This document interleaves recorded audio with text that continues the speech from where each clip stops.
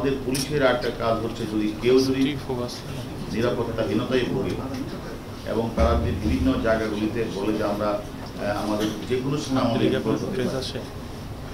আমরা জানার পর আমাদের নৈতিক দায়িত্বটাই হচ্ছে তাদেরকে সেফলি নিয়ে আসে।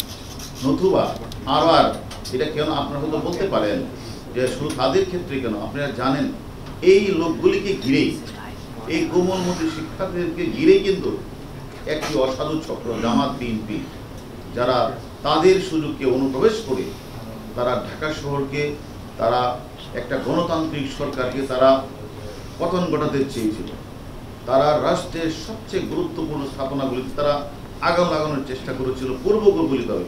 সেই কারণে আমি মনে করি আবার তাদেরকে কোনো কিছু করে আবার যদি তারা আন্দোলনের কোনো কিছু করতে চায়, সেই কারণে আমি মনে করি নিরাপত্তার স্বার্থে কিন্তু তাদেরকে আমরা আমাদের ডিবি হেফাজতে নিয়ে যেহেতু সে আমাদের কাছে আছে নিরাপত্তার স্বার্থে, তারপরেও আমরা তাদেরকে বিভিন্ন বিষয় তো কথাবার্তা হচ্ছে যে আপনারা এই সুন্দর একটা আন্দোলন করছিলেন ঢাকা বিশ্ববিদ্যালয়ে, আর সেই আন্দোলনের মধ্যে আপনাদের কারা কারা আপনাদের সাথে যোগাযোগ করেছিল, কারা কারা আপনাদের কাছে আপনাদেরকে বিভিন্নভাবে উস্কানি দিয়েছিল, এটা আমরা জানতে চেয়েছি। তারা কিছু নাম্বারও আমাদের বলেছে, নামও দিয়েছে।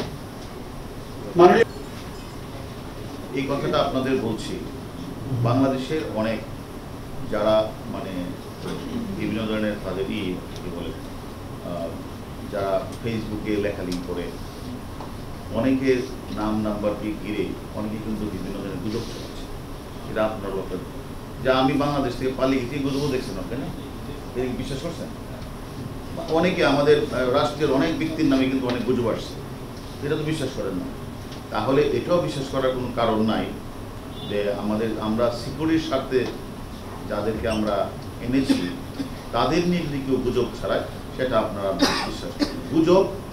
গুজবই তারা এই গুজবটা ছড়িয়ে তারা তাদের ভিউ বাড়িয়ে তারা কিছু টাকা ইনকাম করতে চান, এটা আমরা বিশ্বাস করব। এই গুজবকে আমরা বিশ্বাস করব। আমরা ডিবিতে আপনারা বহুদিন যাবত আপনারা আমাদের অনেক মানে বিষয়ে আমরা অনেককে গ্রেপ্তার করেছি, আইনের আমরা অনেককে আইনের আওতায় নিয়ে এসেছি। এবং কখনো যারা আমার মামলার আসামি, তারাও তো কখনো আপনাদের বলে নাই, যারা আমাদের মামলার আসামি ছিল, যারা পুলিশ মার্ডারের মামলার সাথে জড়িত ছিল, যারা 28শে অক্টোবরে আমাদের প্রধান বিচারপতি বাসভবনে হামলা করেছিল, আমাদের হাসপাতালে হামলা করেছিল, সেই সময় তো আমরা অনেক আসামিকে ওই সকল ঘটনার সম্পৃক্ত থাকার কারণে আমরা গ্রেপ্তার করেছিলাম। সে সময় তো আপনারা আমাদেরকে প্রশ্ন করেন নাই যে সেখানে তাদেরকে তাদের অন্যায় করা হয়েছে। আজকে যে মানুষটাকে আমরা নিরাপত্তার স্বার্থে নিয়ে এসেছি, ওইসব এই গুজব আপনারা কখনো বিশ্বাস করেন? মানে এডিশনাল কমিশনার তাদের পরিবারের পক্ষ থেকে এবং গতকাল কয়েকজন শিক্ষক যারা এসেছিলেন তারা বলছেন যে যদি নিরাপত্তা দিতে হয় তাহলে তার পরিবারের মাধ্যমে। ওটা কে কি বলছে সেটা আমি জানি না। আমরা এখনো এ ধরনের কোনো মানে পরিবারের পক্ষ থেকে কোনো আবেদন পাই নাই যে বা আমাদের কাছে কেউ কিছু বলে নাই। আমরা বিষয়টা বলেছি যে আমরা যেখানে যাই তার তো সিকিউরিটি দরকার। আমরা সিকিউরিটির স্বার্থে, নিরাপত্তার স্বার্থে তাদেরকে আমরা এনেছি এবং আমরা তাদেরকে ওই আন্দোলন সম্পর্কে টুকটাক জিজ্ঞাসাবাদ করছি। পরিবারের পক্ষ থেকে যদি আবেদন করা হয় তাদেরকে, আমি তো সেটাই বলছি, সেটা অতীতে ভবিষ্যতের গত ভবিষ্যৎ।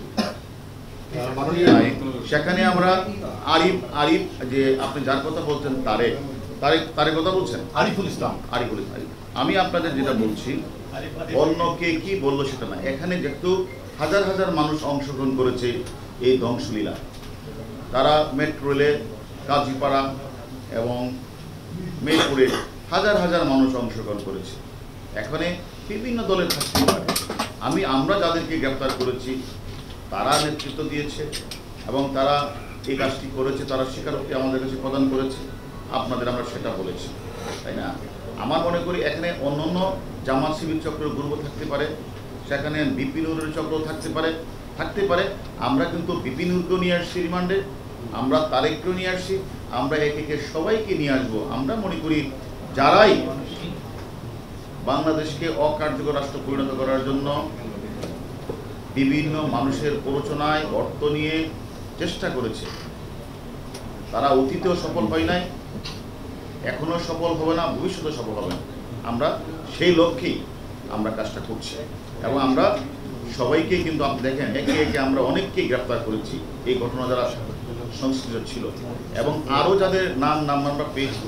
আপনাদের আমরা কথা দিয়েছিলাম আমার পুলিশ ভাইয়ের উপরে যারা হামলা করেছে, হত্যা করেছে, তাদেরকে আইনের আওতায় নিয়ে আসবো। আমরা কিন্তু অনেককে নিয়ে এসেছি।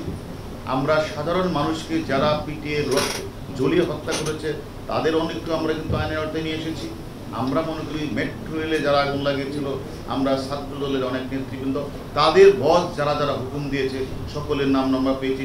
সকলেই কিন্তু এর ম্যাক্সিমামই কিন্তু আমাদের কাছে আছে, তারা কিন্তু স্বীকার করেছে। আমি মনে করি আমরা একটা গণতান্ত্রিক সরকার ব্যবস্থায় যারা কোঠা আন্দোলনের নামে অরাজকতা সৃষ্টি করতে চায়, আমরা বাংলাদেশের সাধারণ নাগরিক হিসেবে তো আপনারা ছাড়তে পারেন না, আপনারা তো ছাড়তে পারেন। যারা এই কাজটা করেছে আপনারা কিন্তু সাধারণ জনগণ হিসেবে আপনারা তাদেরকে ধরার এখতিয়ার আপনাদের আছে।